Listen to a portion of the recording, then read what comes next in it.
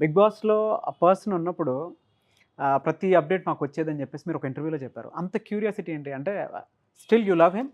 No. No. నాకొచ్చేది. అదే అన్నాను ఇన్‌స్టాగ్రామ్‌లో అక్కడిక్కడ నేను టీవీ పర్సనల్‌గా చూడను. అండ్ ఐ నా నా మళ్ళీ మీకెలా అప్డేట్స్ చూసిన ఎలా వచ్చేది? అంటే బిగ్ బాస్ ఇన్‌స్టాగ్రామ్ హౌస్‌లో ఏం జరుగుతుందనేది మీకెట్లా తెలుసు? టీవీ చూసేవారు ఒకరు. నా నా ఫ్రెండ్ సర్కిల్ ఇక్కడ నా వెల్ విషర్స్ అందరూ ఉన్నారు కదా!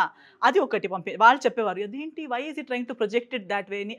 నేనెప్పుడు అతను బ్యాడ్, అతనిలా నేను వాలంటరీగా ఎక్కడ బయట పడేయాలి అనుకోలేదు. అనను కూడా.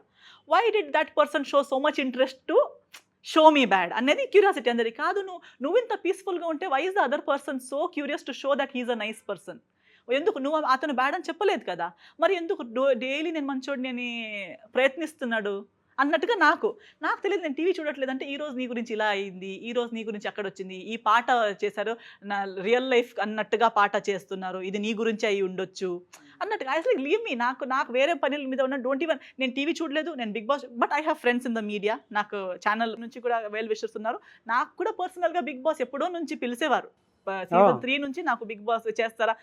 నేను నా ఇష్టంతో నా చాయిసెస్ వల్ల చేయలేదు అంతే గాని, Telugu industry, Telugu media and Telugu audience ఎప్పుడు అందుకే నేను ఇప్పుడు కూడా రాగలిగాను. ఎందుకంటే people have always been there for me. Even though I was not physically here.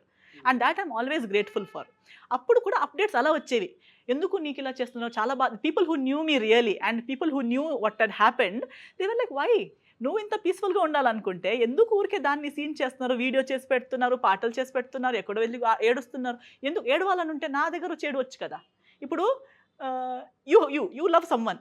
You will go and tell that person you love that someone. మీరెక్కడో వెళ్లి టీవీలో వెళ్లి చెప్తారా నాకు మీరంటే ఇష్టమని?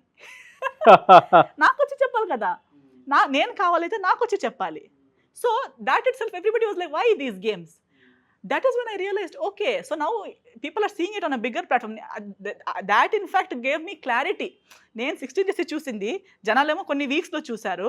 కానీ that gave me more clarity that I am in the right path finally. నేను చూసింది తప్పు కాదు, డిలెమా కాదు. నాకు అనిపించినది కరెక్ట్. కరెక్టే.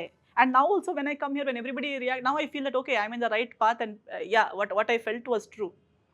ఓకే. సో, ఫైనల్‌గా మీకు క్లారిటీ వచ్చింది. బట్ అది 16 డేస్‌లోనే వచ్చింది Yes, అని because అన్నాను. పెళ్ళికి ఎలా అండి? ఆ రియాలిటీ ఏం చూసారు మీరు? అంటే మీకు ఆ విధంగా ప్రూఫ్ ఏ విధంగా అనిపించింది? ఏ ప్రూఫ్ చూసి మీరు పెళ్ళికి ముందు ఏమవుతుందంటే when you're in a relationship or when you're in our case we were not in a relationship. పెళ్లి అనే మీట్ అయ్యింది. అది అరేంజ్డ్ మ్యారేజే. సో కలిసేటప్పుడే పెళ్లి అనే కలిసాం. ఏదో ఫ్రెండ్‌గా తెలుసు, మామూలుగా తెలుసు, నేచర్ అంతా తెలుసు. దాని తర్వాత అలా కాదు. కలిసినప్పుడే పెళ్లి అనే మైండ్‌లో ఇతను నాతో పెళ్లి చేసుకోవాలనుకుంటున్నాడు అనే మైండ్ సెట్‌తోనే కలిసాము. అతను కూడా ఈమెతో పెళ్లి చేసుకోవాలనే మైండ్ సెట్‌తోనే బిహేవ్ చేశాడు, చెప్పాడు. మాట్లాడి ప్రతి మాట, బిహేవియర్ అదే డైరెక్షన్‌లో ఉంటది కదా! నేను పెళ్లి చేసుకోపోయే అబ్బాయి, నేను పెళ్లి చేసుకోపోయే అమ్మాయి అన్నట్టుగానే ఉంటది. అప్పుడు దాకా అంతా బాగుండే ఫ్యామిలీ అదంతా everything was fine. Once you are married, you are in that safe zone. You don't have to pretend anymore. Mask పడిపోతది. ఇంకా నేను నాలా ఉండొచ్చు. ఎలాగైనా ఉండొచ్చు. నువ్వు ఏం చేస్తావు? ఏం చేయగలుగుతావు? నువ్వు చెప్పినా ఎవరు నిన్ను నమ్ముతారు? నువ్వు బయట వెళ్లి చెప్పినా I know that I can do better. I live here. This is my home. ఇది నా ఊరు. You can say whatever you want. Who will believe you? నువ్వు వెళ్ళి ఎంత అంటే ఫర్గెట్. నాకు జనాలు నమ్మలేకపోయినా పర్లేదు. ఎందుకంటే నేను ఇంటికెళ్ళి చెప్పేటప్పుడు ఇట్ ఈస్ సో కాన్ఫిడెంట్. నేను ఇంటికెళ్ళి చెప్పినా మా ఇంటి వాళ్ళు నన్ను నమ్మరు. ఆ! ఆ రేంజ్‌కి ఆ రేంజ్‌కి people are convinced. People have been convinced already. And ఆ కాన్ఫిడెన్స్ మీద ఎవ్రీథింగ్ వాస్ హ్యాపెనింగ్. నువ్వు చెప్పినా నిన్ను ఎవరు నమ్ముతారు? హ్మ్. నువ్వు నీ ఇంటికెళ్ళి నీ మమ్మీ డాడీకి చెప్పినా కూడా వాళ్ళు నిన్ను నమ్మరు అనే రేంజ్‌కి everything was set. So for me పర్సనల్‌గా ఫిజికల్ అటాక్ అట్లాంటివి ఉన్నాయండి ఆ ప్రాసెస్? అట్లా ఏం లేదు. This is all mental. Mental.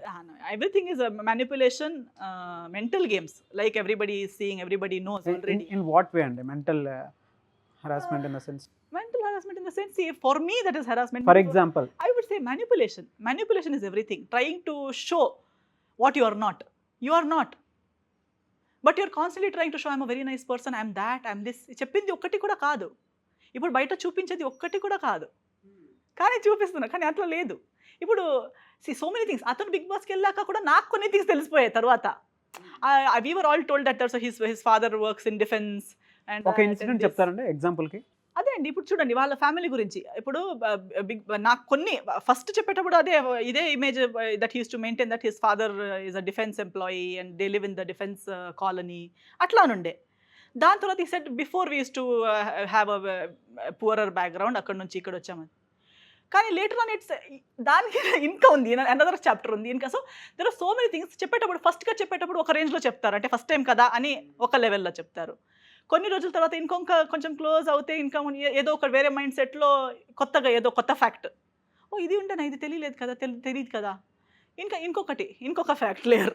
So if you actually analyse finally మీకు ఏమవుతుందంటే ఫస్ట్ కలిసిన మనిషి కాదే కాదు. ఫస్ట్ కలిసిన మనిషికి తర్వాత మీట్ అయ్యే మనిషికి చాలా డిఫరెన్సెస్ ఉన్నాయి. అంటే ఫేక్ ప్రామిసెస్ ఎక్కువ కనిపించాయి. ఫేక్ పర్సనాలిటీ ఫర్గెట్ ప్రామిసెస్ చేయలేరు. ఓకే. పర్సనాలిటీ నేను ఇది అని చూపిస్తాను అనుకోండి, రేపు కాదు అది మొన్న అక్కడ అందరి ముందు ఏం చెప్తాను అక్కడ చెప్పలేను కదా. సో అందుకు అలా చెప్పాను, యాక్చువల్లీ అలా కాదు ఇలా. ఎల్లుండి అది మొన్న అలా వాళ్ళు కూడా ఉండే కదా, వాళ్ళ ముందు అలా చెప్పాల్సి వచ్చింది, యాక్చువల్లీ అది కూడా కాదు ఇది.